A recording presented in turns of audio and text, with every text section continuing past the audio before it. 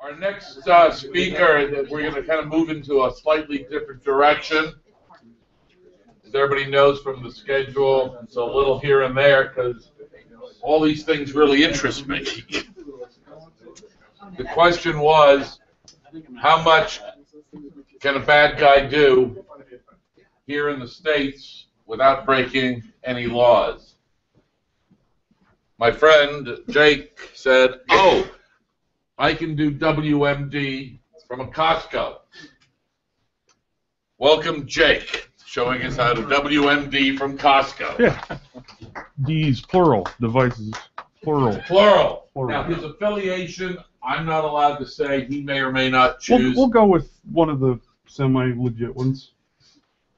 As long as it's semi-legitimate. The ones you yesterday, the large software manufacturer. There we go. Hopefully this will be fun keeping. Oh, we get version 0.1. You're welcome. Let's see here. Not even a 0.8, huh?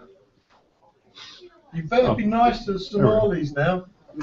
Yeah, why? Because they're on a budget. That's because we all use Pirate Bay. Don't worry. Yeah, but about isn't this landlocked? They can't drive a pirate boat up here, can they? Whatever. They're driving the taxi cabs. This is a river. This connects you to get up to the Appalachians and to Mississippi and to Minnesota. So they can get here then. If you get to Mississippi, Oh, then well then maybe I'll change my wording. Yeah, actually, Tim's talk gave a great intro for some of this stuff because I'm not talking about the how, or rather, I'm not talking about the why, the motivation. I'm talking about the how. But there's a lot of great. I really enjoyed Tim's talk. I'm Jake. One of the many titles I use, Internet Detective. I've been doing security, physical and digital security for way too fucking long. Yeah. You gotta speak up. Well, fine then. I will. I'm deaf. I know you are. Then speak up, please. All right. Thank you. Affiliated with the Internet Detective Agency, Black Lodge Research, the hackerspace up in Redmond, Washington. SecBlock, Guerrilla Research and Development, one of the three founders of both of those orgs. On staff at DEF CON, etc., etc. First.last@gmail.com is how you reach me. I know the spelling of my last name is a little difficult. It's not very common. The concept, after Wynn approached me, I want to terrorize a large city, but I don't have that kind of international funding. It doesn't seem too bad of an issue. You guys recognize the hierarchy of needs? Yeah? You want to flip it on its ass. There's a whole bunch of points. I used one of the frameworks that's out there. Wikipedia's also got a great freaking article on it. Is the Carver methodology, Carver plus chaos, because you have the accumulative effect of Carver afterwards. I don't have slides on that, but if you're not familiar, I'd strongly recommend looking into it. The entire talk is considerably longer than an hour. I took some of the highlights, best ofs, the cheap shit that you can do a lot of destructive damage with. Electricity, and because of that, water, health and safety, and trust of the same emergency services that are going to try and take care of you in the event of emergencies, and telecommunication, how dependent we are on all of the devices in all of our pockets and tablets and the rest of it. Oh, did I lose it again? There we go. Power's the first one up. So, and of course, converting my slide is always fun. The grid. You have generation, all the plants that are pumping high voltage. You have transmission lines to distribute it to where it needs to go, and then you have distribution, which is the considerably less voltage going out to your homes and everything else. The big point is the gigantic weak link is in between generation and transmission, from what I found. This is a phase attenuating voltage regulation transformer. A lot of people in the industry, in the energy industry, call it a pervert or pavert, but pervert works. Turning that into this. This was a photo from actually a mechanical defect that caused this gigantic failure. This was in Asia, I believe. Knocked out power for, I guess, the equivalent of a state, the physical size of a state that we have here in the U.S. For 2 to 3 weeks, I believe. It's a kind of for scale, for size. You can see there's a 5 foot something man, the size of a small house. Gigantic oil tank on top, which is used for the. Sorry. I see they build firewalls now. Yeah, So. they're not a deterrent for attack. It's just in the event of damage or burning for one, so that it does not damage the other. Now this is from. These are smaller perverts, and I'm going to use pervert instead of povert because I think it's fucking hilarious. These are smaller ones that are used. You can tell by the nationalities, not necessarily U.S. guys. This is Asia. Great identifier is these grounding poles, so you can use this as a spot if you're going to choose an attack. We're going to choose a target for attack. It's really easy to identify these things, especially if you're going to not necessarily attack it up close and personal, but from a great distance away. Well, great being the range of an late 1800s rifle, using technology that has been around longer than most modern power distribution to take out that exact same network. These gigantic tanks on top is an oil reservoir, and I'll get into that in a second, I guess. There's also, from the perverts, there's circuit breakers, so in the event of failure, these will fire. That's an older design. It's driven by oil, or rather the insulator is oil. There's a modern design, these here. It's getting the exact same job accomplished in a much smaller amount of space. These are not filled with oil. They're filled with a inert gas. Sorry. The point being, as an insulator, the amount of voltage going through these things, the circuit breaker has to pop. If that was to happen in an open air environment, they would explode. This thing would shoot up, 50 feet in the air. There'd be massive damage. The problem being is that that's just a tiny little thin piece of metal protecting that inert gas storage. Same as you have mild steel protecting the oil reservoir for the circuit breakers. So if those were to be damaged by your typical terrorist, you could take out. That's a 22. I would assume at the range we're talking maybe a 22-250, but a small caliber rifle with a can, you could make them out of a whatever. I won't get into silencer design, but those are a lot more easily damaged from a moderate distance than the older style circuit breaker. Miners in West Virginia some years ago did this for real. They shot out transformers with their rifles, and they could get them to explode, and they were in groups of 4, and they could take out all 4 of them. Mm-hmm. So we've actually had real-world demonstration of this. There's actually several last year, October last year, in Los Angeles, or I guess San Francisco area, where there was, I guess FBI is considering it a trial run attack, where a group that has not been identified, they figured it was 2 to 4 people with small caliber weapons firing hundreds of rounds. I don't know, I don't have the forensic information on that, but they took out a much significantly smaller substation, taking out power for 2 to 3 days, I believe, and in addition to that, also cut a section of fiber optic cable, which damaged AT&T backhaul communications for, I believe, that same amount of time, a little under a week. On the right, we have, it's a Mosin Nagant from late 1800s, 7.62 by 54R with a can, which is more than enough that you'll need to penetrate one of those oil tanks. Same thing with the. Actually, I'm going to roll back here because I wanted to. Have you done any training of your special forces on this? I'm sorry? Have you done any training of your special forces on where to shoot out the power? Well, let's cover that right now. Yeah. So I wanted to throw in an extra slide, and I think I will, but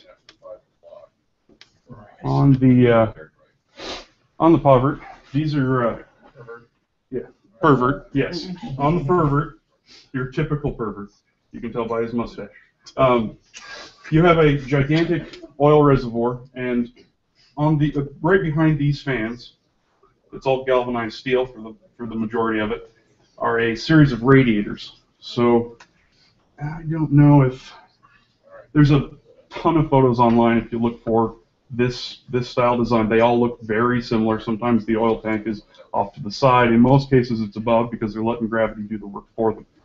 You could puncture a hole at the bottom of the base of the oil reservoir, one at the top, so it evacuates the oil more quickly. And punching a hole right near the bottom of the radiator, you can shoot through the fan. It is just galvanized. There's no additional hardening around this. This is in much more of a secure location because you're going to have to basically be on, I believe this is the photo with the road. There's a interstate or a highway, so you're going to be coming at it from a considerably longer distance.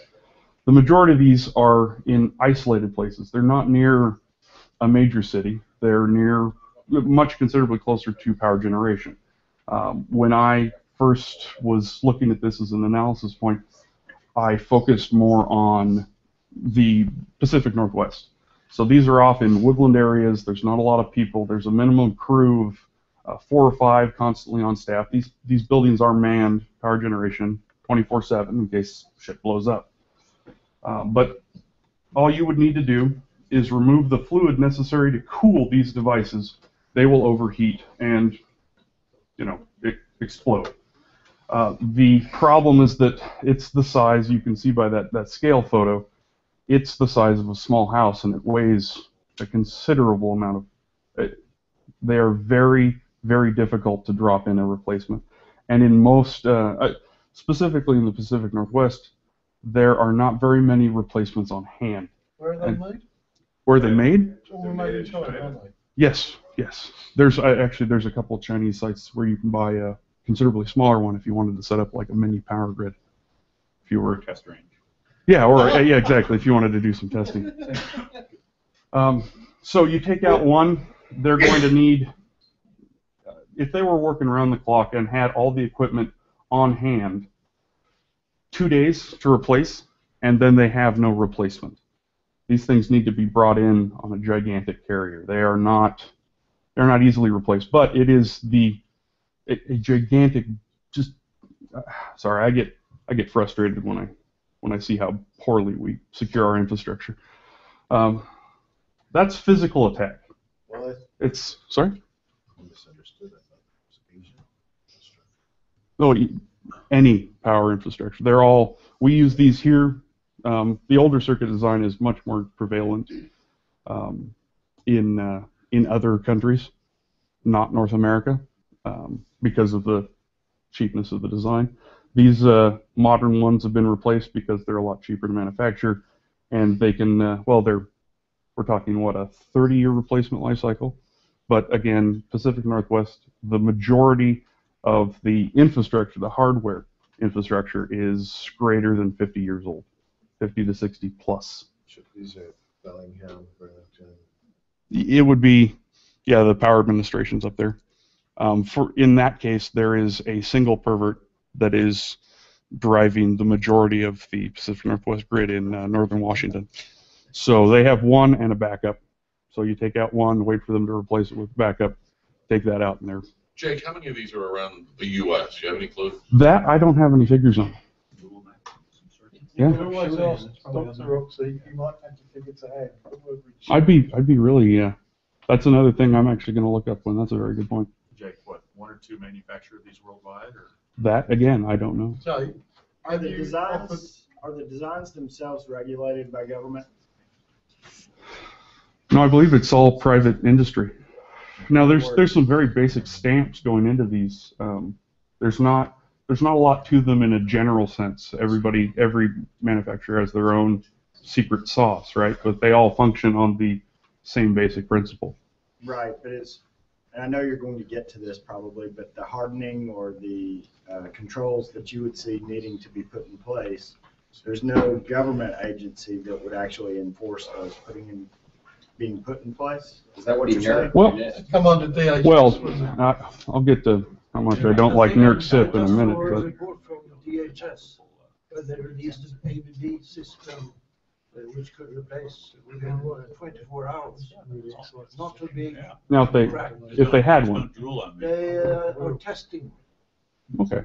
but it good to seems know. to be some kind of government responsibility to try to. What you would find is the test labs are available, and if you would consider volunteering for the ICSJWG, I don't know if anyone else in the room would recommend you, but I would personally recommend you to the head of research, Dr. Tim Roxy, in about 10 minutes after you finish your presentation. Okay. So you can send it to him and see what Tim thinks. Yeah. If you end up in I'm custody, I'm always happy to talk about bad ideas. if you end up in custody, it's nothing to do with me. Yeah, no, I'll use Wynn's name. I'll use Wynn's name. I'm going to start publishing my new talks under your name now, Wynn. Pseudonyms. How many of them would you have to take out to have a real impact? So in the scenario of taking out power for the greater Seattle area, one device, and then 48-hour minimum 48-hour. But what would the knock-ons on the grid be? Because you'd be looking at phase variance. And Absolutely. There's a leak wiki about the Brazilian power grid going down, and obviously no one from the US could comment on it once the rules said it's still secret. But and effectively a phase difference of a couple of milliseconds where he took out their Yeah, the interties regulate that. So Pacific Northwest, I guess I could roll back. I should start throwing the same slides. Try letter P, see if it just does it without having to go through Maybe.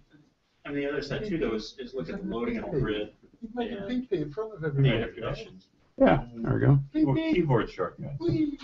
Secret change. So I'm sorry. Where was the question that I was going to get to? That was the taking one out. There's for this section of northern Washington, we're talking one pervert. One for the much larger greater Seattle area. Most people may know this, but for those who don't, Texas is isolated from the other 47. Well, I'm not They surprised. do not play well with others. Their grid is separate. That does not surprise me. It is true. So you just need to get a couple Texans with a late 1800s rifle. Well, I actually talked to the guy who runs that. He was one of my SANS classes. They have 4 simultaneous hot sites that are run concurrently toward managing all of this in terms of monitoring everything and trying to look at that infrastructure. It's pretty significant. I would think you'd work your way around Texas. That's a hard target, from what I understand, because they got it all under one roof. Especially if you wanted to do a small man group of if you want to focus on a small group, 4 or 5 guys that are committing gigantic, impactful acts of terrorism, definitely don't go where they all have guns. Yeah, that's a very good point. Or come up with some sort of a chemical deterrent, so you can gas them before you. Sorry? Beer. Just throw lots of beer in them. Carrying around a lot of guns.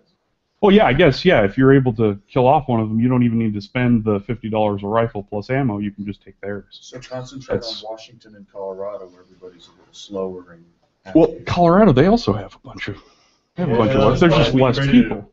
Far out, man. Oh, that's right. That's right. They legalized the weed. Because they pay the legal expenses of anyone who shoots you with due cause. Anyway. The intertie that you were talking about. So responsiveness, when that goes down, there is about 25% based on publicly available information I've been able to find comes from coal power from Montana, Colorado area.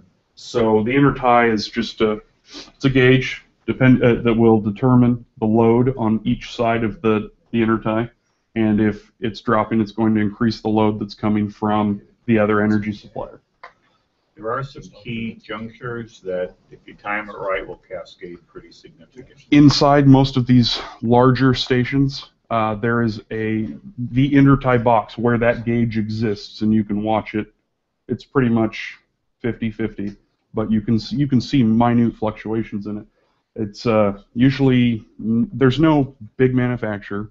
The intertie device there is, but the box for regulation and tying in with the existing network is all hand-tailored.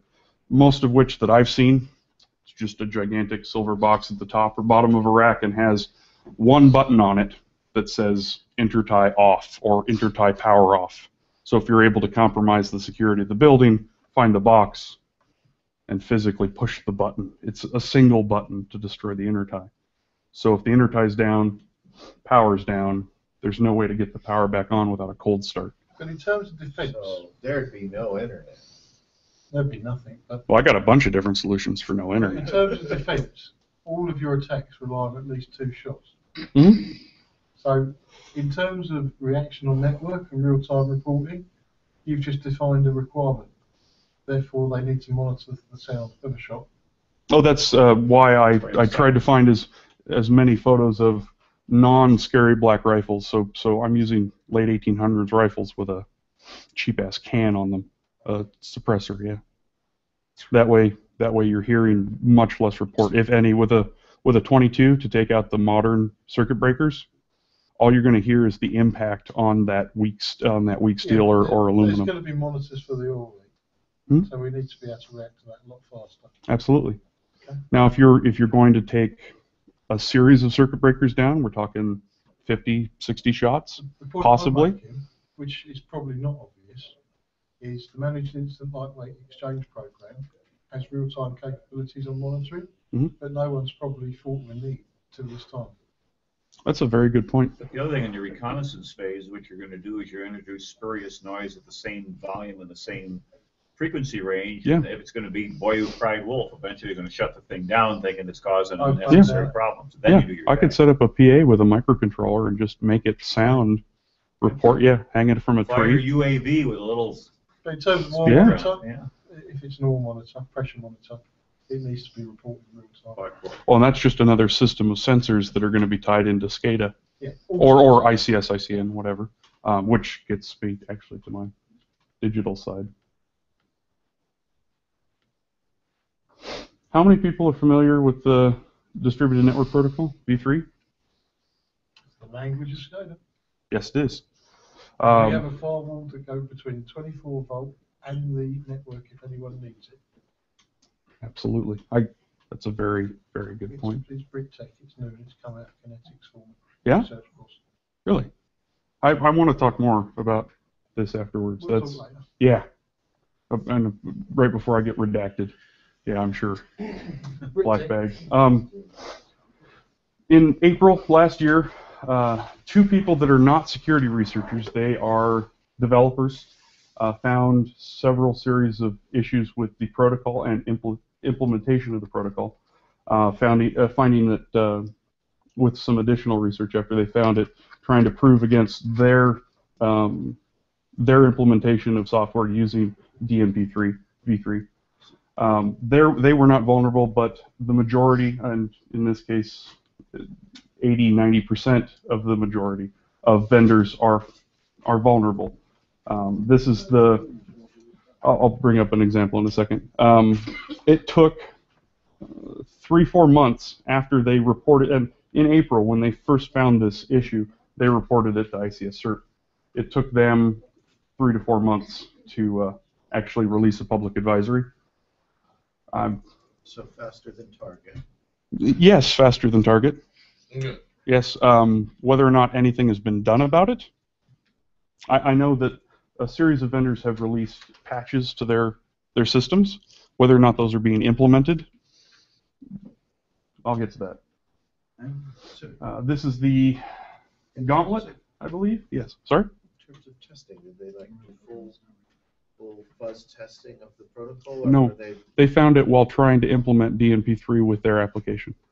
very specific attacks? Then there's probably a lot more. Well, it was an issue that is it's specific as most of these IP-based vulnerabilities. It's also can be accomplished locally. So if you have serial access or dial-up IP access to these devices or the sensor net, that you can compromise it the same way, with the compromise to the Gauntlet server causing it to become unresponsive until a physical power cycle. It has to reinitialize the stack, I believe. not just sensor stack, but also network stack. Yes. There's also a bunch of other ways to compromise users' response to the sensor feedback that they're getting and I guess I should point out, these sensors are placed on these critical assets, so the intertie, or the variety of 100+ different sensors that are always in a power station, reporting up to dial-up gateway and then a server, so a user that's out in the field or someone in headquarters can see on the big board current state of the power network. Sorry? Do we know anything about those IP stacks? I mean, are they paying a death safe and stuff? Or? No, typically they're old tech. Yeah. Typically it's MT4 or something similar. You can also go after the dial-up so that you can figure out what the number is and you just create a denial of service attack, like just leaving that line busy. Absolutely. So this thing's trying to phone in its panic and it's always Absolutely. Pre implementation of these systems. So IP is covered by NERC. All the sensor networks that are connected to an IPv4 gateway is covered by NERC. Everything that's still on serial and dial-up or IP afterwards, but serial connectivity is not at all. I have no idea why, but I know that a lot of power companies have gone back to the previous implementations of their sensor network because they no longer have to comply with NERC SIP. So we have people that are rolling back implementations, making them more vulnerable to attack, as opposed to getting with the program. Obviously, cost is a big driver. I know that a lot of them as well in the Pacific Northwest go through an elaborate series of exceptions because, as with all of these federal programs, there's an exception process that we also deal with it in the corporate world. Well, before you could go on to more WMD craziness, is this a global system? I mean, is this in Sweden? No, this is per site. I mean, you could implement this. No, I'm saying the DNP3. Yeah, the protocol is vulnerable. There's about 4 or 5 sets of protocol. But I mean, they're used all around the world. Yes. Yeah. Is that the Siemens? Siemens code? Siemens also has an implementation of DNP3. It's standardized, but it's not regulated, so everyone can come up with their own special sauce for it. Okay. Otherwise, I think it's just as Ruth said. But I mean, what I was alluding to, I'll tell you about it anyway. So just in the broadest terms, we've got the ability to, for example, on a wellhead, have 6 well-known controls. One might be pump on, one might be pump off, 4 of them might be monitors of flow and so on. So the question becomes, when your control system, and if you go all the way down as far as a wellhead, that's about as far down as you can go. When your control system becomes compromised, you've got nothing. So the trick with some of the malware has been to con the operators that their valves and things are flowing. So you totally build a lead defense, and the main players in the field, Industrial Defender are well known. So I'd encourage you to have a look at the Industrial Defender website if you want more detail. They've got some very good expertise there. But one of the things and challenges has been, until recently, there hasn't been the tech to inspect these command sets on the serial interfaces. So literally, we've got a product range that I'm looking at now to put out and extend. So it's already deployed in the Gulf on wellheads, and we specialise in oil and gas, Nigerian Delta, places like that, and we're looking for new applications. So it's new tech, bleeding edge technology. It needs to be deployed for defence in depth, and I'm sure you'll show us more of why. Well, and What I was talking about when I was describing our exercise in the scale was the intrusion into this code, this area. Yeah. Now, were you going over IP into those, or were you going over dial-up? Doesn't matter, does it? all 3 are vulnerable. IP, dial-up. Just with different vectors. Well, IP, dial-up, and serial, so It's local. even worse now because some of them are using Wi-Fi. There's an entire talk there that could just be done around sensors and attacks, or hardening thoughts on just the sensor network. To step back, I'll introduce you to Dr. Oxley, who's the Chief Scientific Advisor for ICS-JWG. His day job is in NERC, and I think you can add some extreme value. and you can also act as an interface to the IT security community, because what you'll find is the guy that I know, he installed the diesels at Fukushima, the Japanese nuclear plant, Yes. and he was willing to go back out there before they went pop. But he's a guy that I've seen do an install covered in diesel, head to toe. Brit, ex-naval petty officer, does ships, diesels, anything. And he doesn't care about the IT systems, he just wants this thing to work. And the SCADA challenge is the ways of thinking. These guys will put stuff in the ground, and you said 50 years. I've met British Rail, they say 25 years. They do not care about the IT side at all. They really don't, and it's chalk and cheese. And this is the cultural barrier that we have to learn to bridge as IT people in order to communicate and speak their language. Yeah, we have systems that are being implemented on 50, 60 plus year old hardware, which is designed for specific intent to take a lick and keep on ticking against, you know, bombs and all sorts of attack that are then being adapted to at least function from a reporting or management standpoint, mostly reporting, in some cases management. Reporting and alerting, I guess.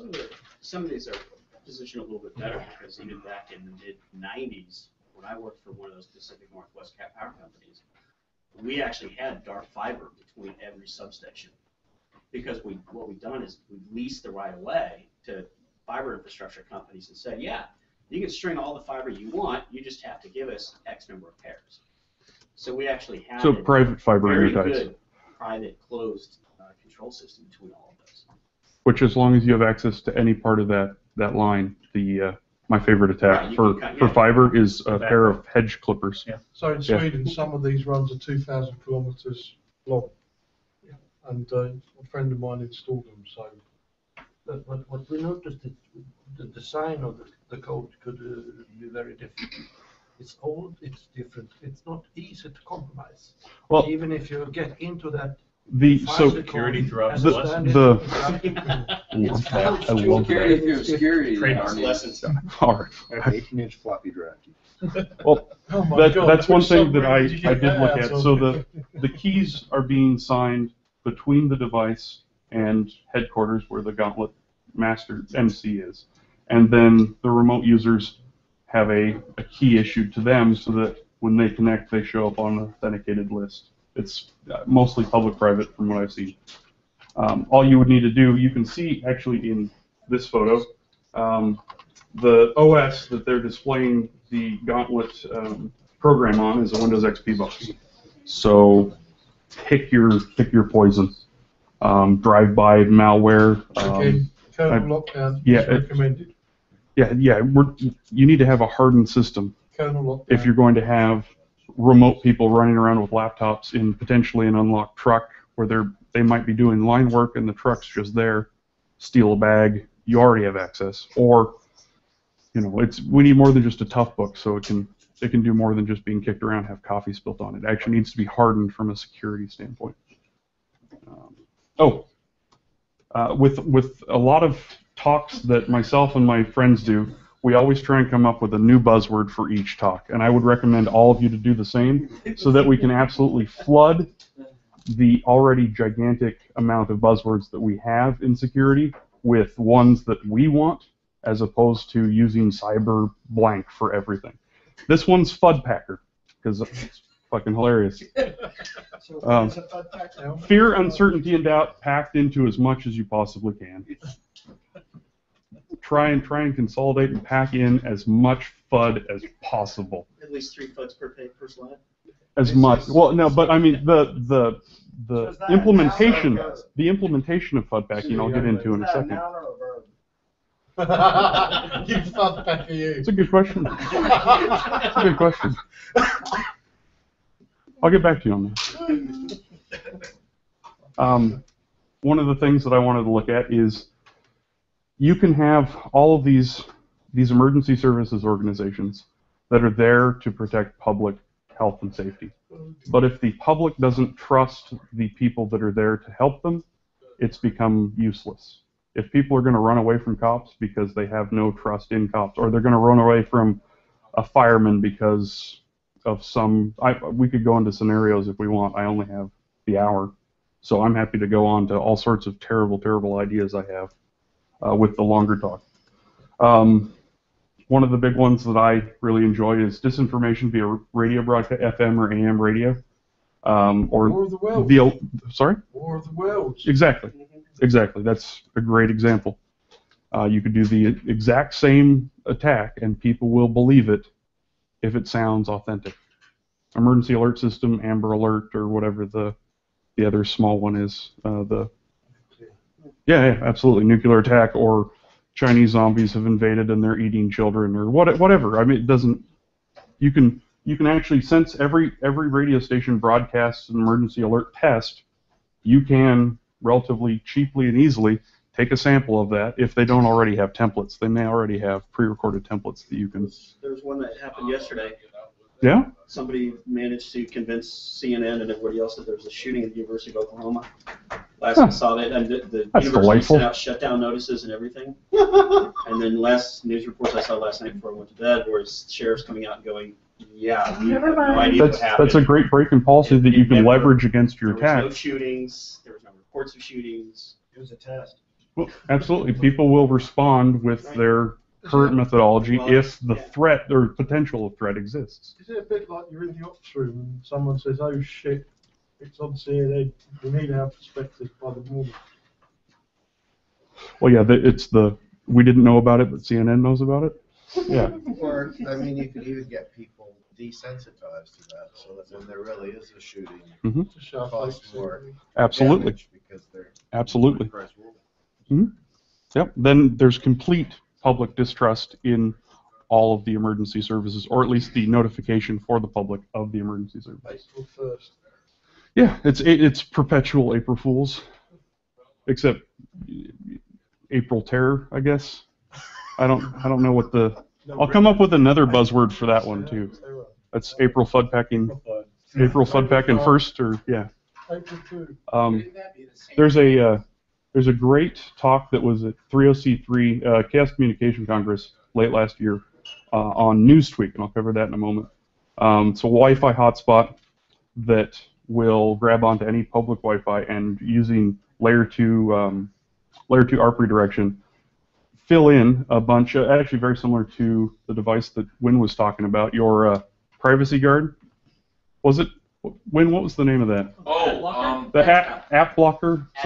Ad trap. It does the exact opposite of that, and a remote user can, once it's installed, actually I'll get to that in, okay, we'll do this and then roll back. There's not a lot of great photos of the device itself, but they just put it into existing bare metal plugs for an accessory device, allowing power pass through because it's an embedded system, very low power. You can funny? Yeah. Our serious organised crime agency, they needed a power adapter. Oh, there's one. Took it out of a box, an evidence box, and a built-in FM transmitter. They plugged their own office. Brilliant. Brilliant. Luckily, they found it on one of their own switches. Well, and this implementation is large and obvious. The system contained inside of it is not necessary for the size of the box. It's maybe the size of a deck of cards, maybe. And yeah, of course, you can see the implementation of it. Yeah, it's Beijing to invest in U.S. Army, because that's always fun. Oh, and You don't like the kilo. this is a radio transmitter that you can buy a variety of them from China. They even go down to 100 milliwatt, but the price range for half a watt up to 1,000 watt, you're talking $70 to $1,700. Still very affordable. RDS for display. Anybody still listen to FM radio here? Okay, so in your vehicle, it will also tell you station identification information if you're browsing. That's what RDS is. Those modules are about $60. So if the emergency alert system kicks off, you can also implement the text equivalent string of whatever's going on or whatever you want them to believe is occurring. And according from the FCC, between 100 and 1,000 watts, you're talking a coverage of a service area between 3.5 to a little under 9 miles. That's pretty effective area, So especially if you. who's that? Yeah, they this same manufacturer that makes these also make an adapter board that you need much lower power output because it does all the work for you, and it goes up to like 500 watt, 600 watt, and it's about So you make it about like $600. a normal charger. Yeah, yeah, and all of these have standard audio 3.5 mil in. Shot fire, you can tell the city they're under Whatever you want. We could spend missiles hours going over potential attack scenarios. Pick the latest fear and go with that. -10 outside, snow. Or it's 90 degrees, or there's a heat wave coming, or there's a gigantic tsunami. We could get back into sensor networks and trigger off the alarms that are, handling all the tsunami response for people that live on the coast. That was one of my potential attack scenarios. I love that. Let's see here. Oh, actually, before I get into noise generators, with internet-wide scanning and a lot of, you guys would think, we probably patch the majority of our home networking equipment. The average user has no concept of this. So when vulnerabilities get released for home routers, as there was 3 or 4 that come to mind in the last 2 months, you could scan, for instance, the entire internet looking for the high-end communication port that's open, and see, also the majority of these are remote code executions. You could do these from whatever stolen credit card and cloud instance you purchased. You could install, and he's open sourced that software. It's also not that complicated at all for even a low to moderate user, or a low to moderate security professional to implement. As a war scenario, now that multicast has been embedded into IPv6, now that some of the networks are IPv6 and zero conf is frightening, so it will turn itself onto v6 by default, presumably you could address a statewide set of routers at one go. Absolutely. Absolutely. Bang. Oh, and with IPv6, IPv4 encapsulation, you can do the same attack that you would hear with an IPv4 system and let the rest of the hardware do the work for you. And so by the time it actually ends up hitting the home user, IPv4 or IPv6. Oh yeah, home user, yeah, bracket S, bracket. Absolutely. Taking this and say you upload code, so now you have remote command and injection capability for all of the modern news sites that everyone's browsing before they go to work, while they're on their way. And the best bit, no one's going to track it if it's in v6 because they're not looking. Absolutely. Well, and not to mention monitoring capability for v6 is limited at best. Let's go with that. I think that wins for the evil laugh of the day. Yeah. Costco already conducts. Yeah. Mm-hmm. Well, and there's a variety of home routers that you can purchase and then sell. It'll spin up an additional access point for free that's throttled, and you can inject ads to get revenue for yourself based on that. Doing the exact same thing, except obviously packing in as much FUD as you can. Yeah. So we could have a FUD channel. Yeah, or channels, yes. So it's like Apple Radio. Give a variety of creative writers access to it, and they could come up with their new stories each week. And actually, if you really wanted to go deep on that, just alter the stories that are being displayed with your information as opposed to brand new stories that are so shocking that no one would believe it to begin with. And dynamic DNS as well, so it keeps reconfiguring the network every second. Mm-hmm. Well, absolutely. I could do a series of talks, and I'm probably not even the best person for that by far, for just the home router-based vulnerabilities and all of the attack possibilities that exist with those. Control systems, because they'll be sitting in the home as well with their IP. Absolutely.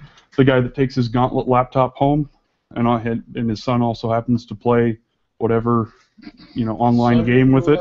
Game? Yeah, exactly. They're playing Candy Crush on their phone or on their laptop, and the Gauntlet app also is installed, you happen to compromise because you have direct access to their private network because their home router is compromised and public facing. Well, you got their whole home network. Yeah, everyone's home network. Every Just device. for one vulnerability that came out 3 or 4 months ago, I used a cloud instance and scanned the entire public address space. With a stolen credit card? No. No, because the majority of cloud providers will give you a month of free compute time. So you can give them a gift card, and they'll give you a month for free, and as long as you don't exceed the cost, you can use it for a month. The bandwidth is not that intensive if you're scanning for one port. Yeah. Then I generated a list of about 75,000 hosts worldwide that were vulnerable to this remote code execution. And based on my sample group, let's call it private internal testing sample group, roughly 60 to 80% are vulnerable to this attack. So we're talking 52,000 public-facing worldwide routers that can be. That you estimate. Yes, that as an estimate. And then if we did an SNMP poll on the network, choose your next step, we could probably. Well, the best part is you don't need to upload an additional tools. If you were connected to the router directly, you don't need to upload additional tools because most of them are BusyBox installs that have at least basic networking tools and configuration capability. So we could just do a netstat and nick whatever tunnels, networks, connections. Absolutely. active credit card connected things they've got and just Absolutely. play. Wow. Route over to you, SSL strip, take their. Sorry? BGP nightmare. Well, there's no ASs. What you really need to secure networks is to block ASs, and they're not doing it, and there's no infrastructure to let you, and that's the only way you're going to lock the Chinese out. Well, everyone. It's not just the Chinese. Yeah. If I was, more malicious in implementation than just in creative thought, anyone can do this. The proof of concept script that guy implemented specifically for that vulnerability, you can run out of the box. I could teach my mother to use it with about 10 minutes of training. If everyone advertised itself as the global route for everything in its area, with BGP, I mean, that would be $53,000. Yeah. That would be. That's a pretty substantial botnet. Yeah. Well, I mean, you could shut down the net. Mm-hmm. But your one was the size of the UK, wasn't it, Dennis? Yeah. Well, yeah. Yeah. Let's get on to noise generators for a moment. This model is sold in the U.S. and is also it's a rebrand from China. It's $2,500. So do you reckon the PLA train on this kit? Sorry? Would you expect the PLA to train on this kit? This or the more cost-effective solutions that anyone can purchase. And of course, you also could purchase this if you wanted to spend way more money than you need to.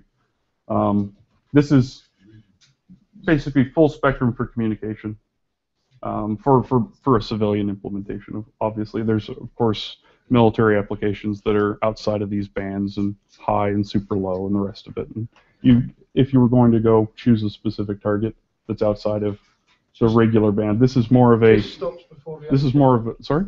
It just stops before the HF spec. Yes. Yes. Is there a civilian application for these, by the way? A regular? If you wanted. They're prohibited by federal law in a lot of cases because they could jam law enforcement or other communications. So Joe Sixpack is not supposed to have them. Well, and the FCC is a lot better that I've seen in movies at enforcing their own laws than they are in real life. I don't even know if. Sure, they have listening stations everywhere. A similar device at the NATO school in Over Ammergau. And so we would have a classified discussion that would come up. Instructor just walk up, put a little box on the thing, and press the little buttons. Yep. So what that is, it just jams all the cell phones within about 30-meter radius. Yeah. So if you forgot to leave your cell phone out, if your cell phone was rooted, it doesn't matter. As long as there's not a hardware bug system or live recording and it's all wireless transmission, you can create like a poor man's skiff room. Yep, that's what they did. Yep. However, this price point is ridiculously high. I would recommend that each of you, if you were ever considering purchasing one, is sorry. This one also is this price is the Chinese price. No. Yes, that's without shipping. So they are using it for their own, and they're just The rebranded one costs a little over $10,000, I think, and comes with a fancy Pelican case, which is $300. So the government will buy. Yeah.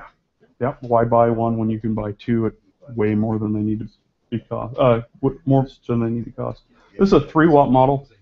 It's about $200. I've seen them between $140 and $200 and $300. You get most of the same civilian coverage for communication, and it has an effective range of 30 to 130 feet, all depending on. This is this guy covers all of these bands, and actually, do I have? I'll get into the amplifier in a second. This covers all major communication bands as well as the entire 2.4 gig spectrum, so Wi-Fi and Bluetooth. Obviously not. Sorry. Police channels. 800. That'd be 800. So a portion of them, yes.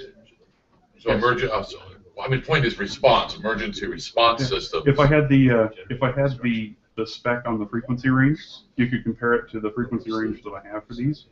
And if it's 800 meg this or is a somewhere potential in bad guy. I think you can do a skiff, which is a good guy thing. Absolutely. Or you can really fuck with the system, and part of the screw with the system is to screw with the first responders. Absolutely. In order to make your primary effect worse. Yep. You can also use it for So I know. counter I'm trying to avoid pitching IEDs. it. Unless the IED is or specifically designed to receive a go or no-go signal from another wireless device, and then when it's interrupted, then triggers, like a dead man switch style. What's the legality of these things?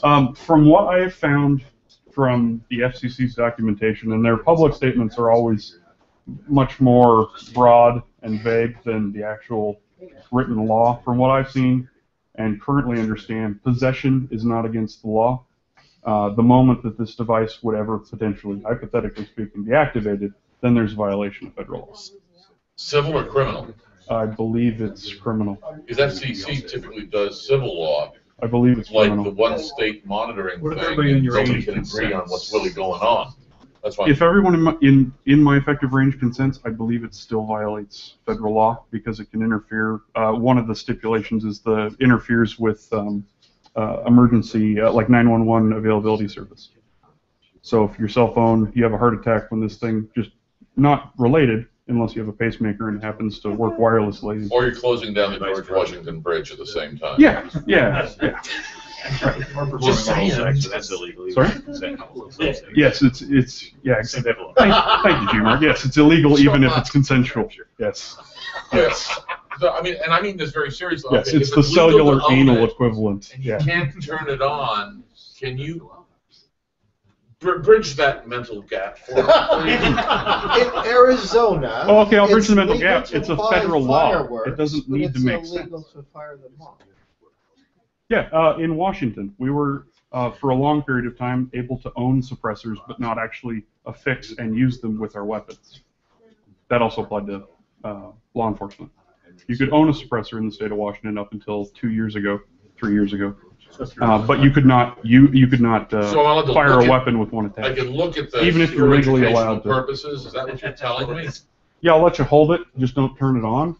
Well, I guess if you turn it on, I don't care. But yeah, I don't care. Well, you will. In fact, you put the switch. Well, I guess no, that'd Hold be on. an accessory to Jake federal. needs you to come down and push a couple's buttons.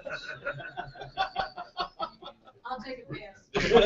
You don't even know why, Good call. right? Good call. The response time of the West Hickory Police What? Department. So Go down to the day labor If you scale. put do not touch Huh? on it, it's Go down to probably the day legal. labor line. do not touch. Well, that's why I have the gigantic warning label 4 miles. of comedic intent on it. $20. Besides the major cellular bands and covering Wi-Fi, it also covers one of the two major band chunks of GPS. So you bought the most expensive paperweight a man can own. As far as any Leo is concerned, yeah. Well, Yeah, it's just a paper. It's a display item. It's like art. We'll call it art. you know Renderman's work, right? Yes, All right. with ATSs, What? air traffic control systems. The air traffic control and then the avionics and comm control and GPS control from plane. Yeah. Can you Yeah. address that, please? Well, if you're on the plane, I did ask him if he was going to test it. If you're on the plane, you just have to you would have to find out whatever the either boosted power or No, I'm saying receiving out of power. the box, will it screw with planes too? I'm going to say yes, but it warrants further research. Put in the backyard. I have not ever turned it on anywhere near anything like that. Maybe we can get this into the I don't wanna- SCADA facility.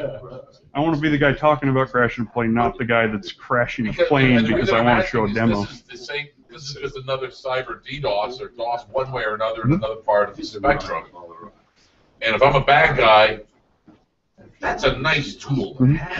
Yeah. Wait, if you're really I'm bad, just thinking though, you would need a lot of GPS antennas primarily are directional. And so you would need a lot of power to overcome an aircraft's GPS antenna. Like that? Which is primarily pointed up. Like Is this? that true? Or I mean, I don't know. Yeah, I mean, antennas enough. when you buy a puck, and you turn it upside down for a GPS, it really doesn't work that well. And you can buy pucks for a laptop to hook up. Now, unidirectional. They let you. I'm freely travel on airplanes, domestic flights all the time with this and even smaller devices. You could set up one on a timer with a microcontroller. How often do flight attendants check each and every pouch? You get a first class ticket, leave it in one of the pouches. It goes off in 3 hours when the next leg of that flight is in the Put it air. in the bathroom. Yeah, absolutely. Yeah, I would Put it say in if you're the. on the aircraft, you could probably screw with it. Yeah. But if you're on the ground, That's also that is a test that I'm not willing to implement. Though I don't want to be on the plane when I pick one of these off. in a sniffing mode. we did this Come back, thing with go the grab terrorist, something and that size. the most Stick that on the unlikely plug. attack. That's the most likely way you do care it. system. But Well, that was not it's the actually item. dumping It was power directed directly to at the same anybody, chips that we all have in our which is, cell phones. Yeah, so if you can Explosive get copper cell wires. phone and find You have the Airbus, 3 hubs. And also there's Well, it's not secret sauce. Qualcomm publishes the open spec for their communication standard because a lot of phone manufacturers use those Qualcomm chips. Back 15 years ago. What was his name? This? Yes. Yes. Oh, there's an IO port. Yeah, I should have taken a photo with a torch. So that I/O port on the back is RS-232. So for scale, and those two connectors are I believe non-reverse, so they're standard polarity SMA connectors. So we're talking a device that's shoot. Certainly no more than 6 inches. We're talking a device that is about that size, about that thick. If you have one or two guys Well, and messing with that, if you want to have a scaled down version of these they have power amps that have a lot smaller end of the output, but 25 watt would be more than enough to swamp a plane. Yeah, you could do a board design Well, that would be easily flushable. Why this stuff scares me. So with this I have an effective range of potential effective range of 300 to 500 feet. Say that again. I have a potential effective range of 300 to 500 feet with this. So you could take an airfield. If one was so inclined. Bury it. Yeah, or just put a magnet on the back and stick it on a metal roof, or there's a bunch of different ways that you could. This is a watertight sealed container. You can put it wherever the hell you want. Will it work from underwater? RF transmissions do not work on. Yeah, it's. How long's that battery? You have to be ELF for really underwater shit. Without my modifications, the standard battery pack that comes in that handheld unit has a battery life of about 2 hours. 2 to 3 hours, depending on environmental conditions and the output of the chip. I'm currently looking at this build right here, minus the laser. This box right here, all parts included, cost about $150 to make. The additional modifications with a larger battery and a panel plate, just additional furniture to make it look sexy. It's going to bump up the cost to about $200 flat. The government will pay $1,000. Yeah, I should start set up a web front end, sell them under Wynn's name. I got a service disabled veteran-owned small business that came up. So we've got a customer for you, so I need to put it on the portfolio. Okay. All right. Yeah, I'll come up with a PayPal account for it. This is an RF to serial transceiver. So that amplifier had an I/O port for command and control and monitoring on it. You can remotely kick embedded or if a well-placed device off remotely with a range of about 6 to 12 kilometers. Runs on DC, and the application for this is damn near limitless. There's so many things that run on serial. Road signs, those emergency alert signs. So what's actually happening here? I'm not clear. So you're using, there will be one on each end. So you're sending commands over serial, then onto RF, and all of the devices that pick this up. So you can kick off, say, 80 of them around a city from one location. As you're driving away, it's that cigarette thrown out of the car onto the gas pile scene. How do you think our wellheads are connected? Sorry? How do you think our wellheads are connected? Yeah, absolutely. There's a bunch of wireless devices, then wireless RF to serial bridges that are used for buried. So what's actually being transmitted here that's causing the issue, I guess? So Yeah, so you have one plugged into the amp, and you send the go, whatever. I haven't looked at So the... the serial is just a comm channel? Yeah, it's just a comm channel. You're using it to engage your place devices. If I could Got set it. remote All right, devices, that's calm. remote control them through this. Mhm. I mean, I don't think 232 is much comm anymore, I'm sorry. It sure is. You would be surprised. It's everywhere. Still everywhere. Okay. Because it's cheap. You could build your own 100-watt briefcase for $400 to $500. Now this is not for the most part 12 volt. It's 120 volt, but it fits in a briefcase. That's with the Omni antenna. It's a weak antenna. You could probably get a much better coverage with a larger antenna panel pack. So get a deep stack briefcase. You're talking maybe $600, but versus the price point of $2,500 per the same equivalent power output, this is way more cost effective. I also do like the fact that this photo includes the DC to AC adapter, so you can plug it into a vehicle, have a briefcase in the passenger seat.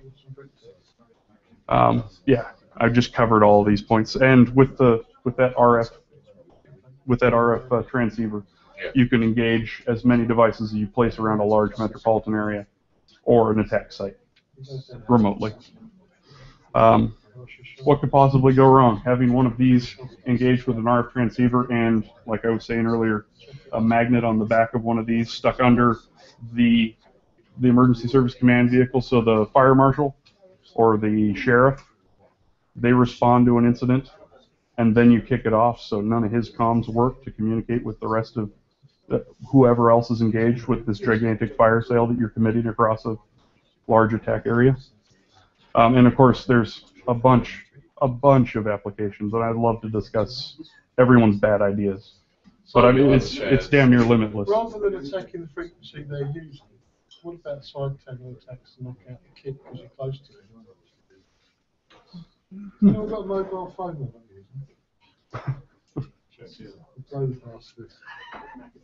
You're talking about overpowering locally? Absolutely. If you're able to knock out on a larger radius with this connectivity to the tower, you could obviously use a femto or microcell implementation that has enough power to break through this in a local implementation, then a hardline back to route calls and do all the rest of your man-in-the-middle attacks. Countermeasure to the plant is closed. Sorry? Countermeasure. This is like the HBO from '85. You remember the HBO? It's the same sort of stuff that is now tiny. If it was a high enough power output, yeah, you could overwhelm. We build a directional antenna that's kind of sweep like this. Jake, is the overload factor still 6 dB in voltage terms, or 3 dB in power, or what is it? Just about. Yeah. I just have to be a little bit over each one, right, in order to take over? It's whatever the manufacturer's software implementation of driving the hardware is, but yeah, it's about that range. Okay. Even with standing next to a tower, because right next to a tower you actually could have minimized signal versus, because they're directional, they're not omni, right? When I'm reading this, Lars, back with Manuel Wick, we were talking back 15, 18 years ago about her VMP with a large scale. But now, with the world having been migrated to sensor bars on systems everyone's face for everything.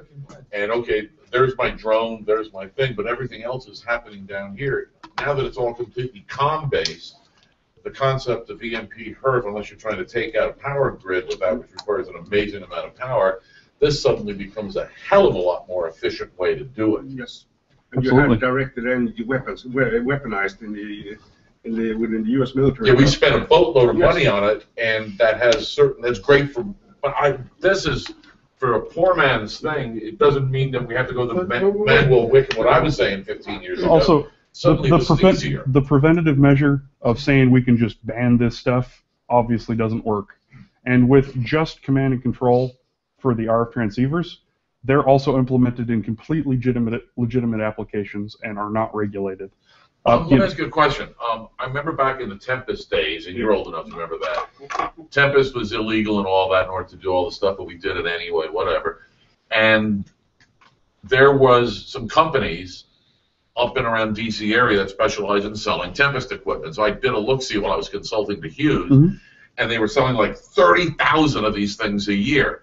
I was trying to figure out where the hell are they all going? The modern equivalent is... Wait, hold on a sec. So these, do you have any clue what the sales figures are? That I don't know. I know that China's always well stocked from any of the variety of distributors. All right, so you're going to find out by tomorrow how many. I could find out here after the talk. I mean, whatever published sales you know figures they have, like, if they publish any. Are there 3 being sold, 300 to hackers, or 30,000 to holy shit? Who? So, I'm sorry, Dave. I just wanted to finish. no, that's good. Faraday bags seem to be something that you ought to be using routinely. Yeah, didn't they solve the issue instead of buying Tempest or a Faraday cage on the box? Didn't they just build a command center that's protected?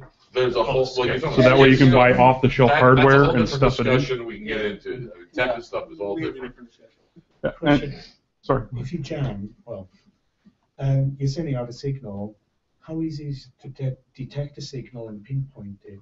In other words, how easy is it to get to you and to take you out? Fairly easy. Oh, okay. Fairly easy. I mean, it's constantly generating signal. It's not like a Wi-Fi intruder that could do bursting. Triangulate too. But yeah, absolutely. If you're not able to talk to the person that's also going for this gear, and you're trying to talk over ham or FRS or cells or whatever, and none of that's working, you're going to have to set up gear, run over to the other guy, and compare notes, or have a hard line. One of the original things when we were talking, and we talked about a lot of this in the early days and over in Sweden, was if you're going to do a directed energy weapon, HERF, EMP sort of cell attack against a target of some sort, whether it's a government target or a civilian target, at what point does the network engineer start saying, this is not an IP problem, this is an EMC problem? At what point in the thing, and then how do you find it? Oh shit, that's a whole mess of new equipment with some new expertise. Yeah. And nobody's, I mean, how many people, the EW world's going to have some defenses, but who else? Not in the civilian sector. Nothing comes to mind. Just having out-of-the-box solution for this. Frequency hopping? Sorry? Frequency hopping? Is this, I mean, when you're blasting... When you're covering the entire spectrum... Are you covering the entire spectrum? Oh, after the talk, I can show you some sample data from a live capture for the 2.4 gigahertz spectrum, what it looks like current state, and what it looks like after one of these noise generators has been activated. And that data was discovered. Triangulating. The data that I captured? You captured it personally? Yeah, the data that I captured. Let's call it in a country without extradition treaty to the U.S. that allows testing of wireless equipment. Let's call it that. Yeah. I did a small low-power test, captured sample data, and compared the two. I can show you after. I can show you after the talk. Yeah. The one point that I wanted to cover with this is that there are so many widespread applications for cheap-ass, off-the-shelf hardware, and we could go into so many other different fields of attack and terrible ideas I have for them. There's no unifying defense against it. We have to start thinking way far out of the box than we currently are as a potential attacker, or to defend against potential attackers. We also have to look, and it's not just policy. We can't deal with just regulations. We also have to change the way that we think. We really do. Otherwise, it's going to take someone that's a little bit more pissed off and cynical than I am to go start throwing these around wherever and doing whatever with them. That's exactly. Let's have a chat about it. I'll be posting the slide up on. Install them in movie theaters. Oh, absolutely. One of my favorite hypothetical applications is you have all the people talking on phones in a movie theater. The super low power ones have an effective range of about 30 to 50 feet. Kick one off, no one can answer or respond to text messages, and you get to watch a movie. And that would have saved that guy's life in Texas. Absolutely, absolutely. That was Florida. That was Florida, yeah. Same difference. No, it's not. It's like a TV. No, it's not. I know. What was that? That's some stories. Okay, so what's that URL? Jake, sorry. Jake. It'll be up on GitHub. Whack bad ideas. Whack on a budget. Bad ideas is the main source, so I'll be throwing up the slides here in a bit and a whole bunch of additional notes and information We I can have. show that after the next little demo. Put 'em up afterwards. Yeah, So, absolutely. I guess you. There's encouraging also. us to fork and contribute? Sorry? Encouraging us to fork and contribute? If you want to share bad ideas, that's the only way that we're going to get this working is having these talks about it. So the notes and links will also be here. There's also a bunch of cited instances from last year, news stories. The San Jose gunshot causes oil spill that caused one of their smaller perverts to pop. That attack in San Francisco, yada yada yada. But for now, It's not fun because that's my talk. anyway. Thank you so much, you guys. Appreciate it.